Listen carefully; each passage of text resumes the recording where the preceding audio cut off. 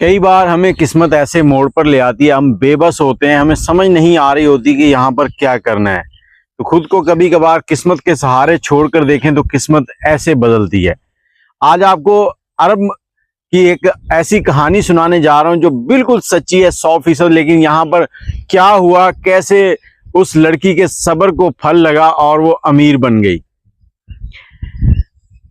अरब का एक इलाका, वहां पर एक बहुत ही अमीर शख्स था जो कि रोड के ऊपर किसी का इंतजार कर रहा था, अपनी गाड़ी में बैठा हुआ। तो उसी जगह पर स्कूल का पिक एंड ड्रॉप स्टॉप था। स्कूल की गाड़ी आई तो उसमें से एक लड़की उतरी जो कि 16-17 साल की थी और इतनी खूबसूरत थी कि इंसान देखता ही रह जाए। इस शख्स ने जब उस लड़की को देखा तो उसका दीवाना हो गया और सोचने लगा कि ये लड़की कौन है, क्या इसी मोहल्ले में रहती है। और इस शख्स की उम्र जो थी वो 65-70 साल के करीब थी, लेकिन उस इलाके का सबसे अमीर शख्स यही था। तो ये उस गाड़ी को स्टार्ट करता है और भूल जाता है कि ये किसी का इंतजार भी कर रहा है, उस लड़की के पीछे चल पड़ता है। चलते चलते जब वो अपने घर में दाखिल होती है तो उसी घर के बाहर खड़ा होकर ये फोन निकालता है और एक शख्स को फोन मिलाता है। फोन मिलाने के बाद उसे कहता है कि आपने जो पैसे मेरे देने हैं वो कब दोगे। उस शख्स ने कहा कि मुझे 1 महीने का टाइम दे दो, मैं आपको 1 महीने के अंदर आपके पैसे वापस लौटा दूंगा।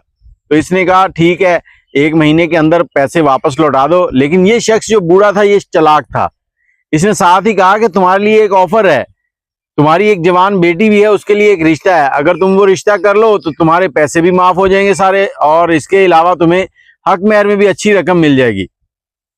अब उस शख्स ने कहा कि किसका रिश्ता है। इसने कोई शर्म नहीं की, कुछ नहीं सोचा कि वो बच्ची जो है वो मेरी पोतियों की उम्र की है। कहता जी मेरे लिए वो रिश्ता है, मैं उससे शादी करूंगा और आपकी बच्ची को अच्छा खासा हक मेहर दूंगा, जिससे आपकी बेटी की जिंदगी जो है वो आसान हो जाएगी। अब लड़की का बाप बड़े गुस्से में आता है, कहता देखो तुम हद से तजावज कर रहे हो, तुम्हें सोचना चाहिए कि तुम क्या बात कर रहे हो, और मैं तुमसे अपनी बेटी की शादी कर दूंगा। तुमने सोच भी कैसे लिया, बस तुमने 1 महीने का टाइम दिया है तो 1 महीने के बाद तुम्हें पैसे मिल जाएंगे। उस शख्स ने कहा कि तुम मौके पर जवाब ना दो, घर जाओ, बीवी से पूछो, बेटी से पूछो, फिर बात कर लेंगे, नहीं तो 1 महीने के बाद मैं तुम्हें सीधा जेल भेज दूंगा और मेरे पास पूरे डॉक्यूमेंट है, तुमने मुझसे पैसे लिए थे और एग्रीमेंट किया था। वो शख्स कहता है जी मेरी तरफ से इनकार है, तुम जाओ, मैं तुम्हें 1 महीने के बाद पैसे दे दूंगा। अब उसने जो रकम ली थी वो अच्छी खासी बड़ी अमाउंट थी, 3 लाख रियाल थी। अब महीना गुजर गया, एक एक दिन गिन के गुजारा इस शख्स ने। इस शख्स को उस लड़की ही की याद आ रही थी, सोचता था हर वक्त उसी के बारे में, और साथ ये भी सोचता था कि उसका बाप कहीं से पैसे इकट्ठे ना कर ले। महीना पूरा हुआ, इसने पैसों की डिमांड की, उसने पैसे नहीं दिए तो इसने पुलिस को बुलाया और उस शख्स को पुलिस के हवाले कर दिया। अब वो जेल में चला गया। जेल में चला गया तो यहाँ पर बेटी और माँ को कुछ पता नहीं है कि क्या मसला है, उनको सिर्फ यही था कि हमारे बाप ने पैसे कर्ज लिए थे, उस वजह से जेल में चला गया है। तो बूढ़े शख्स जो था, ये जो अमीर ज़्यादा था, इसने लड़की के मामू को कॉल की, उसको बुलाया, कॉल की। जब वो आया तो उसे कहता देखें आप कुछ समझदार लगते हैं, मैंने तुम्हारे बहनोई से कहा था कि मैं उसकी बेटी से शादी करना चाहता हूँ। अब 3 लाख रियाल हैं तो ये 1 साल का टाइम भी ले ले तो इससे 3 लाख रियाल जमा नहीं होंगे, तुम भी जानते हो, मैं भी जानता हूँ।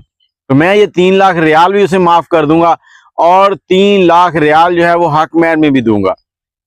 तुम जाके उनसे बात करो और फिर मुझे बताओ, उसके बाद मैं आपके बहनोई को निकलवा दूंगा जेल से।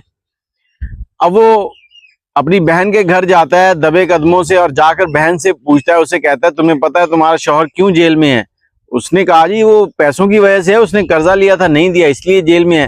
कहता नहीं, जेल में पैसों की वजह से नहीं है, वो इसलिए जेल में है कि उस शख्स ने तुम्हारी बेटी को स्कूल से आते हुए देखा है और अब वो चाहता है कि वो इससे निकाह करे, इससे शादी करे।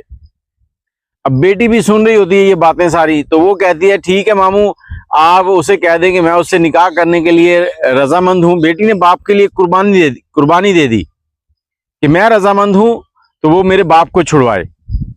अब वो उस बूढ़े शख्स से बात करता है और बात करने के बाद वो बुलाता है, वो कहता है आज जो थाने चलते हैं। जेल पहुंच गए, वहां जाकर उसने डॉक्यूमेंट तैयार किए। डॉक्यूमेंट तैयार करने के बाद उस पर साइन हो गए। अब जब साइन हुए तो उसने कहा जी अब मैं 2 दिन के बाद निकाह के लिए आ जाऊंगा। लड़की का बाप जो था वो कहता देखो हम तुम्हें लड़की दे रहे हैं, इसका ये मतलब नहीं कि हम उसको फेंक रहे हैं, हम उसके लिए कुछ तैयारी करेंगे, कुछ रिश्तेदारों को बुलाना है, कुछ सामान की तैयारी है। तुम्हारे तो पहले भी निकाह हो चुके, हमारी बेटी की पहली शादी है और हम धूमधाम से करना चाहते हैं। हाँ तुम निकाह के लिए कल आ जाओ 2 दिन के बाद, लेकिन रुखसती जो है वो 1 महीने के बाद होगी। अब अमीर शख्स जो था उसको बड़ी जल्दी थी, कहता जी मैं तुम्हें ना उसकी रुखसती के लिए जो जहेज का सामान बनना है उसके भी पैसे मैं ही दूंगा, तुम टेंशन नहीं लो, बस 1 महीने के अंदर तैयारी करो। अब बाप घर आ गया और अमीर शख्स जो था वो दिन गिनने लगा कब दिन पूरे हों और मेरी उसके साथ सुहागरात हो। और यहाँ पर बाप बेटी और माँ जो है वो सोच रहे हैं कि क्या कोई ऐसा वसीला बन जाए कि हमारी इस अजाब से जान छूट जाए। लेकिन लड़की ने बाप के लिए कुर्बानी दी थी तो अल्लाह पाक ने उसके लिए ऐसा रास्ता चुना था कि सब की आंखें खुली रह गईं।